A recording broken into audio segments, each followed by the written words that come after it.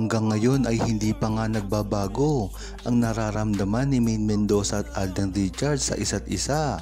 Kahit pa ito batikusin at sirain ng mga armin na alam naman natin na sa una pa lamang ay yun na talaga ang plano nila, ang sirain ang tunay na relasyon ni Maine Mendoza at Alden Richards. Dahil na rin sa mga pambabash na natatanggap nila ay naaapektuhan na ang lahat ng mga pamilya nila. Alam naman natin kung gaano talaga tunay nakaklose si Maine Mendoza at Alden Richards pagdating sa likod ng kamera.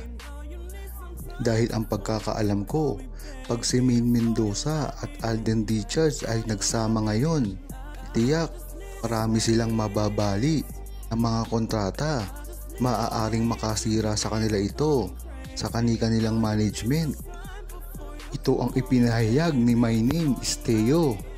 Buhay nga naman kung kailan di ka na busy sa work at nagpapasalamat ka dahil loaded sa work si Mister para diretso tulog na lang pagdating sa bahay.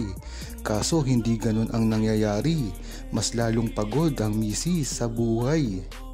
Mas makakabuti na hindi nila pansinin ang mga bashers at mga balita na tumutuligisa lamang sa kanila nang wala naman talagang dahilan.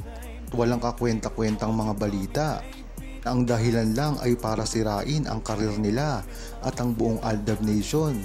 Bagamat hindi kasi nila ito pinapakita sa harap ng kamera, ngunit napakaraming resibo ang lumalabas na tuloy-tuloy pa rin at hindi na mabibali ang kanilang relasyon noon pa man. Ganun na ganun pa rin. Sang-ayon naman ang buong Aldab Nation sa pangyayaring ito.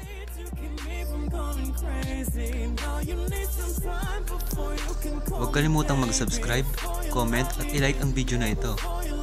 Thanks for watching!